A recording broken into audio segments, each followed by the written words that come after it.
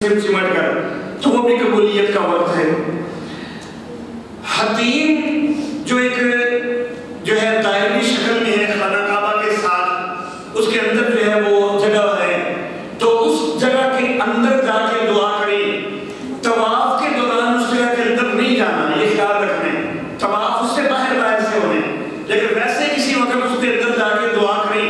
खास तौर पर जिस जगह पर ऊपर से नाला है तो उसको मिज़ाब रहमत कहा जाता है, उस पर नाले के नीचे खड़े होकर दुआ करें, तो ये भी दुआ की कबूलियत के लिए अहम मुकाम है।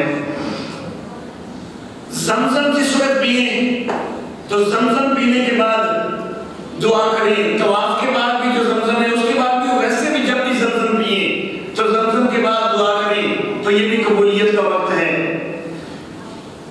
बैतुल्लाह जिसके गिर्द तवाफ करते हैं उसके अंदर जाके दुआ करना, तो ये भी कबूलियत के लिए बड़ा अहम है। लेकिन जाहिर है कि वहां पर वो आम अफराद का जाना वो तो महाल होता है, मुमकिन नहीं होता। तवाफ के दौरान रुकने यमानी से हजरे अस्वद तक की जो जगह है उसके दौरान खास तौर पर दुआओं की कबूलियत का वक्त है। वकूफ़े अरफात जो है इसमें जितनी भी दुआएं करें सारा वक्त वो कबूलियत का वक्त है। और खास तौर पर असर के बाद खड़े होकर दुआ करना तो वो बड़ा मुस्तहब है। मुज़दलिफ़ा का जो क़ियाम है सारी रात, तो वो दुआओं के अंदर जितना वक्त भी उसमें गुजार सकें तो वो भी कबूलियत का बड़ा वक्त है। खास तौर पर जब मुज़दलिफ़ा के अंदर फजर की नमाज पढ़नी है तो फजर की नमाज के बाद जो दुआ करें।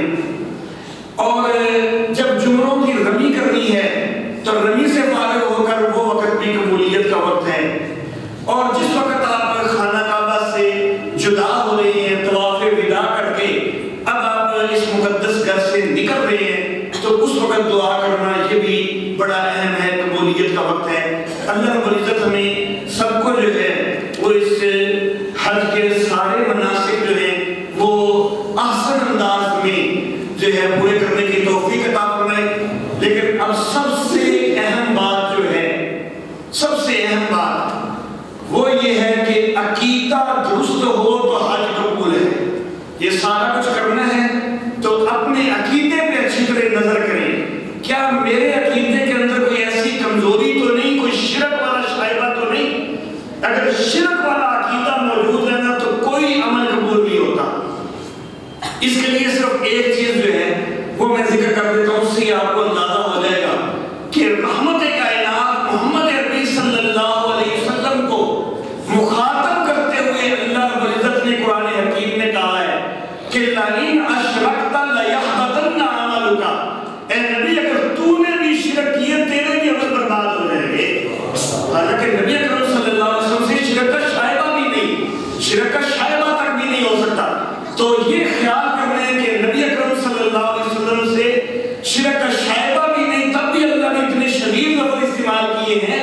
और साथ अल्लाह ने ये भी कहा है कि नबी हम ये वाली वही आपकी तरफ भी कर रहे हैं, आपसे पहले नबियों की तरफ भी हमने ये वही की थी कि नबियों अगर तुमने भी शिरक किया तुम्हारे भी अमल बर्बाद हो जाएंगे। तो मेरे मोहतरम बाबा ये खास तौर पर ख्याल रखने कि हमारे अकीदे के अंदर शिरक की आमेज़श नहीं होनी चाहिए। शिरक की आमेज़श होगी सारे अमाल बर्बाद हो जाएंगे।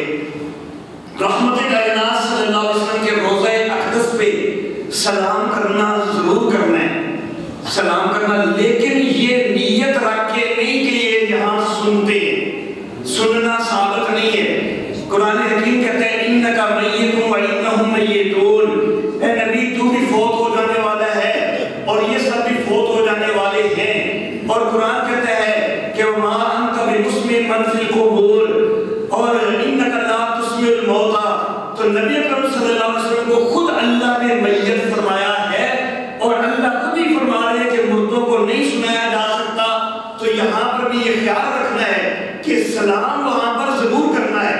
वो तो यहाँ पर भी हम कब्रिस्तान में जाते हैं तो अस्सलामु अलैकुम दारा कौमिन मोमिनीन या अस्सलामु अलैकुम या अहलल कबूर कहते हैं।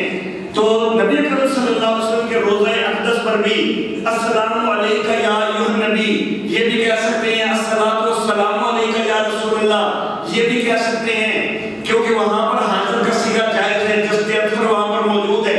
लेकिन बहरहाल नीयत ये नहीं होनी चाहिए कि ये यहाँ पर सुनते हैं। अल्लाह रब्बुल इज्जत हमें सही और खालिस अकीदा के